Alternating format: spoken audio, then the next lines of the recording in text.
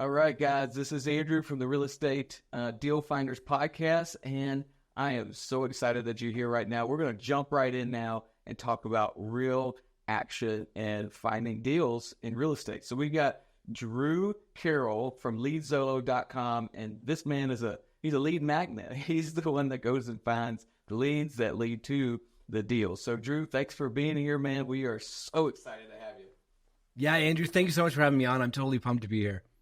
So last time we talked, you got to interview me. Now it's my turn to dive in on your business. And I just so everybody knows, if you're not watching this, if you're just listening, I have my pen and paper out. You should do the same because we are going to get that down deep into some marketing and some lead gen. But before we get there, this is interesting. This is unique. Most people that come on this podcast are real estate investors because that's our network. That's the people we hang out with or whatever. But doesn't mean that everybody who's around real estate business is actually buying and selling all the time. You are an ancillary business that's right here with us. So can you tell us a little bit about what that is that you're doing now? Yeah, absolutely. So what I really focus on is marketing. So I definitely came up with a passion for marketing. I got into the digital marketing agency space, some years ago, and now I have a business partner, and we really focus on that. And what we're good at doing is identifying kind of opportunities, whether it be an underutilized marketing channel, whether it be an industry that's, in our mind, kind of using prehistoric marketing methods or strategies. And so that we can kind of like paint or not paint on, but kind of add to the industry or the channel in terms of bringing other ideas over. I think that that's super important. And I think that it's really the best way to capitalize on anything is by kind of look at like, where is the blue ocean in this industry? So specifically for real estate investors and wholesalers, we come from the YouTube side of things where we run YouTube ads for people who have webinar funnels and call funnels selling digital info products. And we looked at the real estate investing space and the wholesaling space and went, man, what we do over here on the info product space, we could take those strategies and implement them in the real estate investing and wholesaling space and give profound results to these guys, because what you guys were doing in terms of marketing and lead acquisition, in our perspective, was prehistoric. Like the idea that people were cold calling or texting or sending out mailers. We're looking around going, oh my gosh, like we were very ignorant at the time to the entire industry. And so we're just like, oh man, these guys are losing all kinds of money doing this stuff. In retrospect, now coming into the space, certainly what we were able to add and are continuing to add to it is proving to be quite valuable. But we're also learning a lot. Like, hey, guess what? Mailers still work. Cold calling still works. So we're blessed to kind of have our eyes open to that, but we were also ratified in terms of going, what we can do in terms of bringing something new over to an older industry. Not that REI is old, but in kind of the grand scheme of things, when you're looking at like the info product space and the online space or digital marketing space, is a pretty old industry when you're looking at it in that way. So yeah, that's what we do. Definitely where we've had most success in our businesses is kind of zigging where everybody else is zagging. And I think we found a nice little pocket here in the REI and wholesaling space for sure. Yes, absolutely. And I love that you called all of my marketing methods prehistoric. And everyone that's listening, they've got pitchforks now. They're like, what? This is what we do. So before we hit record, we were talking about, I was, kind of going through what Deal Finders means and how we've changed people's lives by just getting them to open their eyes and thinking a little different and seeing what's around them. And I kind of asked, I was like, I think this transcends every business where, whether you're selling cars, selling houses, selling Cutco knives, which is where I started in college, the first thing out of training that they tell you to do is go talk to your mom, your friends, your neighbors, your cousins, aunts and uncles, whatever it is. Get the people in your sphere, in your network, tell them what you're doing and ask them if they want to buy, right? Ask them if they need your service. That is the very first thing that you're told in pretty much all sales industry. So the question was, is that the same? Is that kind of how you got started? Yeah, and the answer is absolutely. And I think you're really onto something there, and I think that it's really overlooked. And I think most things when they're said ad nauseum tend to get overlooked over time, and people are kind of miss the point that like this is said so frequently and so often because it is so important. I just spent last week. I was blessed to spend 2 days in Miami with Grant Cardone at Cardone Enterprises, and I'm telling you that was a life-changing 48 hours. That's for sure. Just being in proximity with everybody I was with. But one of the big things that I took away from that was Grant was talking about like the 5 pillars of businesses, and like the number one pillar is promote. Like you need to spend every waking moment of your life promoting your business, regardless of what it is. And what that means is talking to the people that you know and letting them know that you're in business, and more specifically, being so intimate with your business that you are so well aware of exactly what pain do you get people out of, and just constantly be talking about that and going, this is the pain I relieve people from. This is the pain I relieve people from. And if you tell enough people that, they're going to know somebody in pain that you can help them with. And then to kind of tag along onto that, I got watching Undercover Billionaire, which is a show that Grant was in. And it was great because what it was he got everything taken away from him, and he had to go to this small town where he didn't know anybody and make $1 million business in 90 days or something like that. Yeah. I won't spoil the show, but the first thing Grant did was he drove into that town and found the very first business he could find. It was an RV dealership, and he made friends with the owner. And that was his only goal, was I need to make friends with as many people as possible for the first month that I'm here, because you can't start a business without a network of people around you that you can pull talent from, but most importantly, that you can sell to. So it's just, for me, it was just like, man, like he's just driving this message home that like, we don't start like that. We don't start in a town where we don't know anybody. Nobody starts a business like that. You're starting a business with family, with friends, with a LinkedIn 500 connections, and Facebook and Twitter and Instagram and whatever, right? We all have such a network that we just totally underutilize, and we look over all the time. And I just genuinely, after watching that and being in business myself, and I'm sure yourself, like anybody can grow a 6-figure business without ever having to talk about TV ads or even Google ads or Facebook ads. Like we all have a network that we should be leaning on. Absolutely. That hits it home right there. And that's what we're trying to tell everybody. The students that we talk to, we give them tips and strategies and kind of help with the words of it all. But it's just the mindset that it is there. Your business is right around you, or you wouldn't have a business at all. Like people wouldn't be doing this if there was an opportunity. One thing you mentioned about Grant in that show is he found that RV dealer, but he went there not trying to sell him because he didn't have anything to sell. Mm-hmm. He just went to serve the guy and say, what do you need help with? What can I help you with? And then the next guy, mattress dealer, maybe something. Yeah. And a gym owner. Yeah. Yeah. And like, how can I help you? What can I help you do? Let me help you sell some mattresses. And if you do more today than you did yesterday, let's talk about business, right? Like that is the premise of going out and trying to serve somebody, knowing what pain you can alleviate, and going out there and helping people. That's all we do all day, right? That's what we try to teach in real estate is if you can go help someone, tell someone how you can help someone else, the word's going to get around. That's how you grow a business. So I totally agree. And I think that even that, right? Like it's so simple for us to say, but like, let's look at how this has been generalized and actually beat up this concept.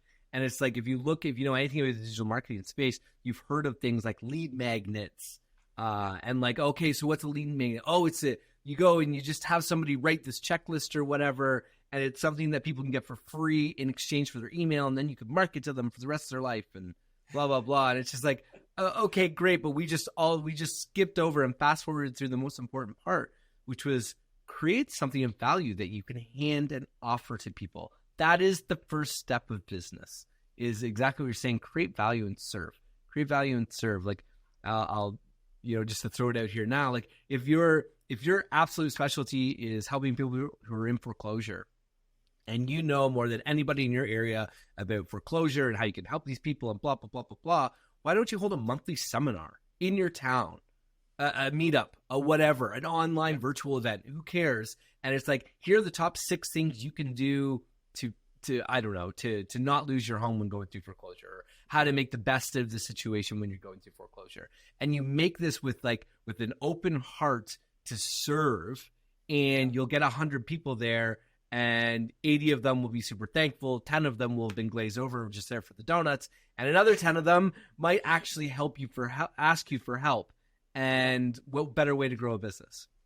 Absolutely. I love that. And guys, I hope if you heard this and you're trying to figure out what to do, how to get leads, that was one right there. Write that down and go do it. So, I this might be a tangent, but please tell me a little bit more about this time with Grant Cardone, because I didn't know you were there, and I'm super jealous. I would love to be in a room where he's just, it's like literally probably I feel like you're getting a shot of adrenaline straight from Grant Cardone just to be around it, right? And motivation and just drive. You sure are, yeah. And the context couldn't have been better. So the reason we were there was because Grant's putting on a large event at the end of January. It's going to be a virtual event. It's called the Unbreakable Business System. So it'll be I believe it's 7, it might be 9-day long virtual event. He'll have all kinds of guests. And what he's doing is he's teaching, what is an unbreakable business system? What does it take to have a business that's unbreakable?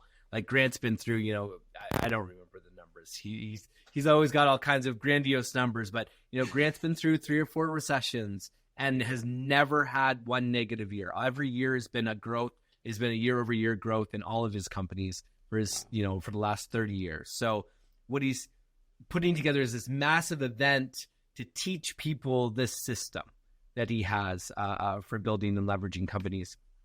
And it was great. So I'm in this room with some of the biggest influencers in the world, right? That's why they're there, because Grant wants all of them to leverage all of their audiences and stuff like that to bring them to Grant's event at the end of January. And the point of the mastermind was for us to strategize, how do we get the most people to this event? How do we serve the most with Grant and things like that? So the context couldn't have been better if you want to walk away inspired for your business, because that's what we were prepping an event around, was how to inspire over 1 million people. That's the goal, is to inspire over 1 million people to have an unbreakable business in the way that Grant does. And it was mind-boggling. It really takes you from, I can be in my little world and be super tunnel visioned into what my problems are and what my issues are. But when you take a step back and you look at somebody who's mastered a craft like business and sales, and he's going, I'm going to teach it in 5 modules, it takes years to get to a point of automaticity, whatever, and being able to simplify such major concepts like that. And he just stood there for hours at a time, just going deep and passionately into these topics about business and what it takes and all this kind of stuff. And it was beyond inspiring. And I was there, like I said, with a few of the big names, even in this industry, like Pace Morby was there. Definitely got to spend some time with him and Jamil and some other big names. So it was really exciting. That's incredible. Yeah. So keep an eye out. I'd love to hear, and keep an eye out for that. I mean, it's funny because I was just talking to someone else about Grant and just the how he's spreading out, right? It's like you said earlier, just promote. But when you get to that point, it's almost like he's out there. He has to find something new because he has promoted so much. He's so much success coming in and people coming to him.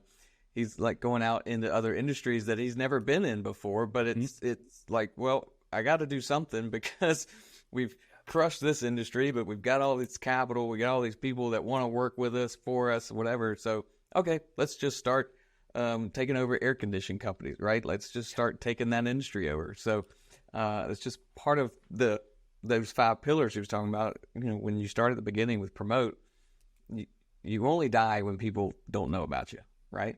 So, absolutely. That's awesome, dude. We could talk all day about that. I'd sit here and just love to hear it. But let's talk a little bit about what you're doing, because you're not a wholesaler, but you're serving wholesalers. And the really cool thing about talking to people like you is for me, like a wholesaler investor, I'm on the front lines. Like I see, we get leads and we talk to sellers. Well, you get to see kind of the back end of what people are searching for. How do they get to my website? How do they get to others' website? And what triggers that lead to reach out? Because honestly, I don't know. Like, why do they fill out my form online? It's probably not because of my picture on the website, right? There's probably something there. So tell me a little bit about that. Like, let's get in on what you're doing for wholesalers and investors. Yeah, I think so. It's interesting for me coming into this industry and being, ignorant to the entire industry, literally 12 months ago, right? So not having a clue other than me thinking that like there's an issue, there's a gap in this industry. Because from the outside looking in, my gosh, it's really easy to find a successful investor or wholesaler. You just look for the guy with the biggest pain tolerance. That's it, right? Because you guys, like from the outside looking in, it's just like, man, they're just in an uphill battle. Like they're fighting realtors for leads. They're basically going, hey, a realtor can get you this. I can get you a quarter of that or a half of that if you're lucky. If you want to do business with me, and it's just like, man, talk about like you're just walking into every conversation with the worst value prop in the world. Obviously it's not that simplistic, but from the outside looking in, like that's how I was looking at it. So in my mind was, okay, so I have, I get to lean on the brilliance of Google and Google's AI. I've got a lot of experience with Google Ads and YouTube and how this stuff works and targeting and messaging and all this stuff, right? Like I've just spent years learning how to convince people to spend $5,000 on a course on how to trade Forex. Like there's got to be some sort of overlay here. And so we were looking at things and really diving in. It's just like, wow, like the marketing strategy for investors is a shotgun approach. Just get your message out to as many people as possible. It's a numbers game. Enough people, like there's going to be enough people coming back willing to take these lower offers and we can do something with it. And our thought was, okay, so what if we just did this opposite? What if we like cherry pick? What if we talk to some of the most successful investors and go, if you could only have two conversations today, who would those two people, what would those two people's situation be? So if you only got to have two conversations today with two different sellers, what situation would those two people be in that would be best for you as an investor? And so it was kind of interesting. So it's like, okay, so I'm not worried. I'm not targeting zip codes or like average income of zip codes, because that's a way of targeting things, right? Don't look at like male, female, and age and all this kind of stuff. Think about, okay, let's think situational. Who are the people, basically, who are the most distressed people willing to take a discount on their property and be very, very happy with that situation? Like, there's got to be another motive, right? So the motive introduced is time. So it's like, okay, so in what situation are people in where time is more painful than money? So they're willing to decrease time for money, right? And now we can go write a list of that. And now I know this is what you guys think about all the time, but we were trying to think about in terms of marketing. Like, how do we think about it? Right. Okay, so like people going through foreclosure, great. People inheriting a home, okay, interesting. People going through a divorce were a very, very big one that we learned very early on. So we're like, interesting. So I can find now, right? So asking all these questions before worrying about marketing channel or how to target them, but figure it out perfect first, and then reverse engineer, right? Okay, so I know somebody going through a divorce is a great person I want to talk to, or even better, I know this client is great. Sub 2 is kind of their big thing. Who's the perfect person for a sub 2? Military, right? So if you were looking to do a subject 2, an ideal person to talk to with somebody who's in the military, who spent 2 years at a base and just got redeployed, because now they're going to have to sell a home after 2 years where they have no equity in it and they're going to lose money on realtor fees. Great opportunity to pitch sub 2. So now how do we reverse engineer that? Okay, so what's that person looking for? Well, that person's probably Googling how to sell a home on a base, or how to sell a house without any equity without losing money, or things like that. So now we can start getting a lot more rich, right? Or how about somebody, what to do with my house while going through a divorce, how to enforce a prenup, right? So these are things that people who have assets and are worried about their assets and might be more inclined to take something to take a discount on price for a value increase or a shorter amount of time for a sale. So now we're able to kind of look at it that way. And then we start, then messaging comes in, right? Because then it's not how to get a cash offer for your home. Everybody says how to have a cash offer for your home. That's not a value prop, right? A value prop is, what if I could get you cash for your home in the next 10 days, right? Ooh, that's a little more sexy, right? What if I can get you out of foreclosure? Ominous, right? But intriguing, especially if you're in pre-foreclosure, right? And so on and so forth.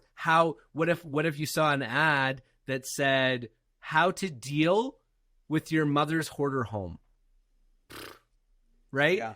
Now, very different than I'll give you a cash offer on your house, right? Absolutely. Very different if I just inherited this hoarder house 3 states over. I'm not worried. My top of my mind isn't who's going to give me cash for that home. Top of my mind is, what the heck do I do with the hoarder house 2 states away that's got $3,000 of back taxes, and I work 6 days a week trying to raise my 3 children, barely making paycheck to paycheck, right? Yeah. I don't need somebody, a bandit sign saying I give you cash for your home isn't getting my attention. What's getting my attention is somebody specifically talking to my pain point. So, wow.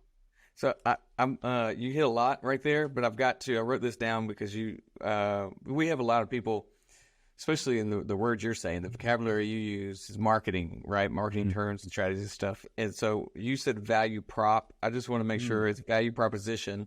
Correct. And you were kind of going on that. Can we stop right there and do that again? You said cash for house. That's not a value proposition. We'll buy your mom's hoarder house.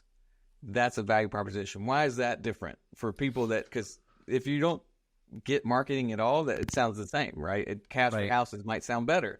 Why is that different?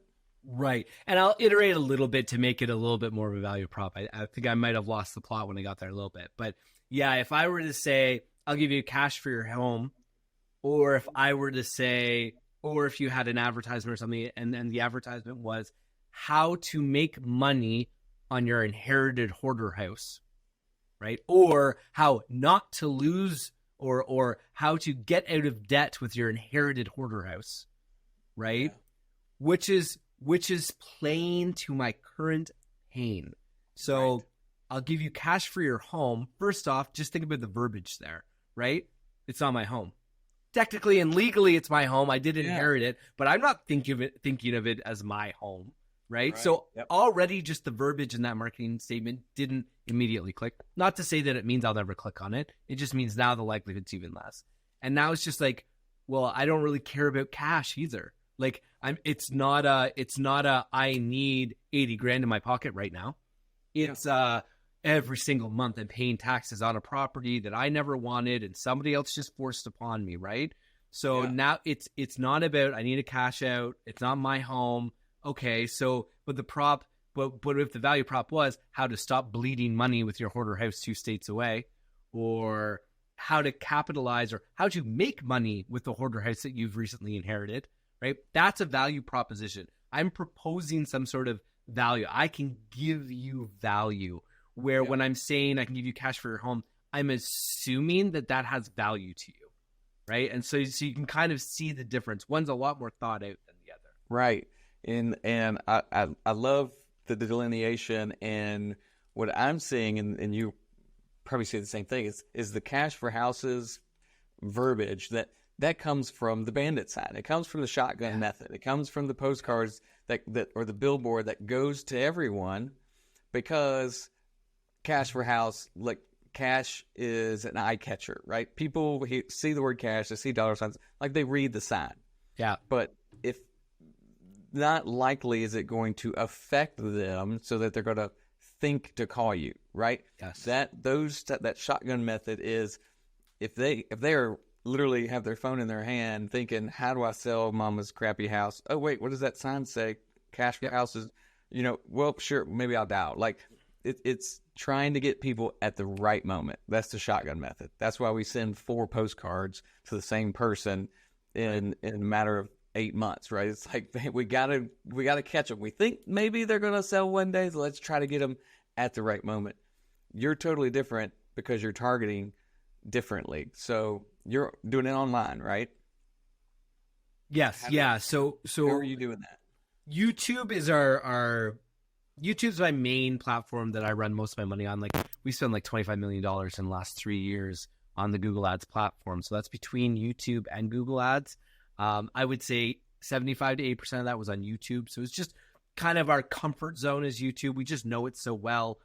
We got really, really good at it because it's a platform that's been around forever, but not everybody's into, because there's a little bit of a higher barrier to entry. Facebook ads, you can just grab an image and write up some coffee and have an ad up in 15 minutes. Where YouTube, like you got to create a video. Maybe you've got to hire some actors. You've definitely got to write some scripts. You need professionally edited. So that's definitely where we focus on that. And then it's about knowing your platform and knowing your verbiage. And I think that this could actually even be a bigger conversation than just platform, but kind of like you were saying, like with your postcards and stuff like that, like we want to be making sure we're using the verbiage that our sellers are using and not verbiage that we're using. And that's a really big thing for people to understand. A perfect example would be, we were talking about sub 2 a second ago, so I'll loop it back to a story about that. The current client we had, and he came to me not too long ago, and he's just like, man, I've pitched sub 2 probably 18 times in the last month. Not one person's gone for it. I'm like, wow, really? Like crazy. Because obviously I see the leads that he's working and stuff like that. And it's just like, yeah, I'm like, so what do you like, how are you positioning the sub 2? And he goes, what do you mean? And I'm like, what do you like? What are the words you're saying to the seller? And he goes, oh, well, I tell them that I can sub to them, which means that they'll be handing their mortgage over to me, and they'll be good. They'll be off the hook for the mortgage. And I'm just like, so you said the word sub to a seller? And he goes, well, I'm laughing because I get it, but there's gonna be a lot of people that listen to this that are like, what do you mean? And it's, you're explaining it, but I'm laughing because I can see it right now. We've all been there. Yeah, we've all been there, right? It's like, oh, I learned a fancy term.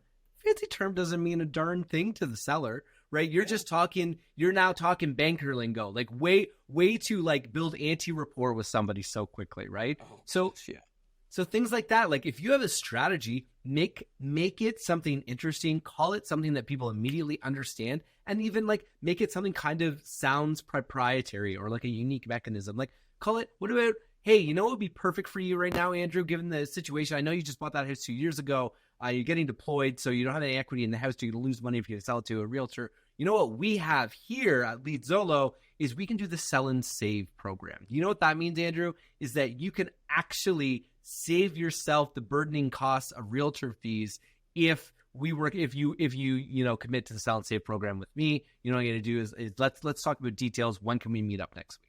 Right? Like what a very different way to position something than hey, how will we do a sub 2 where basically you're gonna give me the deed to your home and I'm gonna give you nothing. It's just like yeah. Ooh. So guys, I've got to highlight this, and I got to tell people if they're listening to rewind, go back, write this down. This is literally like where we started. It's the stuff that we hear most frequently that gets glossed over, and we don't do it. This is like marketing 101 is you don't use industry jargon with your sellers or your clients because they don't understand it.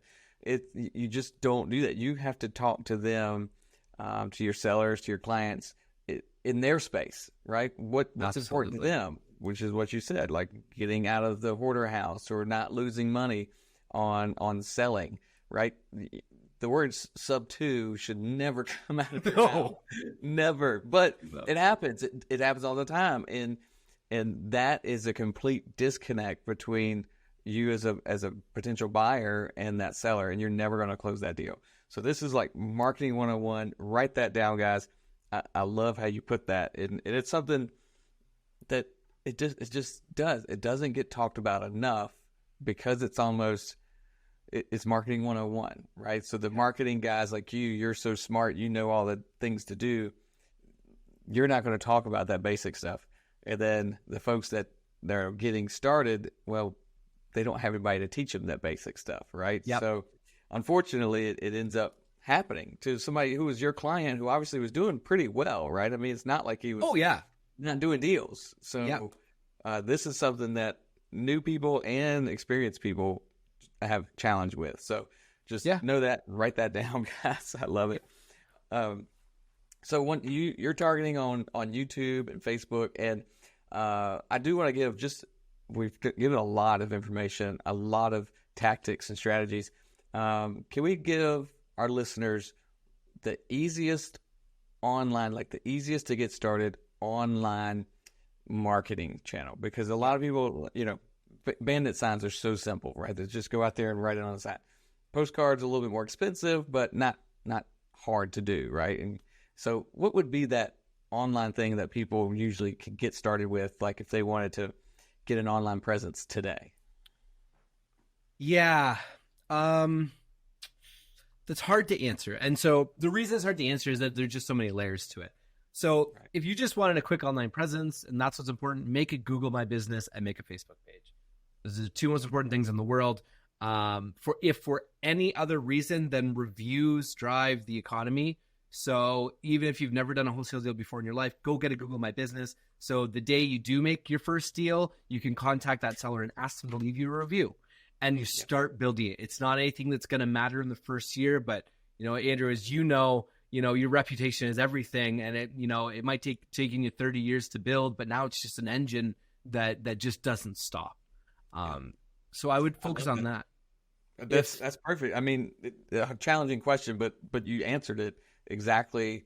I didn't even think about that, but that is absolutely primary. Number one, you probably know the answer to this is the Google phrase, realtor near me or fried chicken near me, whatever it is. The near me is primary now with Google searches. So the Google My Business page and some sort of address in your market space is huge. And people, again, this is one of those things people just don't know.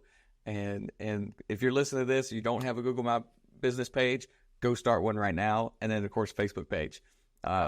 You should have one like in the next 10 minutes.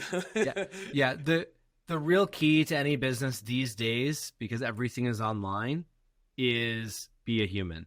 And it's just, again, it goes back to what we were saying at the very beginning of this. It's the simple things that everybody keeps overlooking these days. And if you can just prove that you're an actual human being and you're a contributing member of your society, that goes so much further than anything else these days. Because there's so many charlatans and so many people hiding behind the mask of anonymity online and never having to put themselves out there and be vulnerable. So be vulnerable, be a part of your community, and you'll get a ton of business. Yes, I love it. Hey, Drew, this has been amazing. We could sit here for another hour or two. I know we could and dive into this stuff, but you're helping a lot of investors with their marketing, their lead generation. If someone wanted to reach out to you, where would they find you? What would be the best way to get you? Yeah, go to LeadZolo.com. You'll learn a little bit about our YouTube leads there, but you can always book a call just on that form. And like I said, we're definitely offering PPC now as well as YouTube. Just for anybody who's interested, we're so passionate about inbound leads and generating inbound leads that we are pricing our PPC now so that it's actually cheaper than hiring cold callers. So something to be aware of. But yeah, go to the website, fill out a form, talk to one of my guys. Super friendly. We're just here to make sure that everybody's doing the best, making the best decisions they can make to make the greatest impact they can make. So, we're never here to try and sell anybody or anything like that. We're just here to help out. So. I love it. Drew, this has been awesome, guys. This has been the Deal Finders podcast, where we are here to help you find deals and learn strategies to go get deals. So listen, if you're thinking about getting started or you're already out there getting started finding deals, then open your eyes, look in your neighborhood, and be a human. Just like Drew said, be a human, be someone that can help your neighbors, and you will start finding deals. They'll start coming to you. All right, so until the next time, we'll see you. Bye. All right, so I'm going to do a clip, and then I'll do an intro real quick, and then I'll stop the recording. I circled a few things I wanted to include, and definitely the prehistoric male marketing. All right, guys, today on the REI Deal Finders podcast, we have an incredible marketing I call him a genius because he just made all my stuff look dumb. We talked about how do you get away from relying on prehistoric marketing channels like mail and cold calling and get into today's marketing channel and using those segments to accelerate your business. This guy was hanging out with Grant Cardone, and we talked a little bit about the shot of energy he gave him, and we go all the way down to what verbiage do you use in your online marketing channels. So you guys want to stay tuned to this. This is Drew Carrell coming straight from LeadZolo.com. See ya. Thanks for listening to the REI Deal Finders podcast. You can find out more and apply to be a part of the REI Deal Finder community at reidealfinders.club.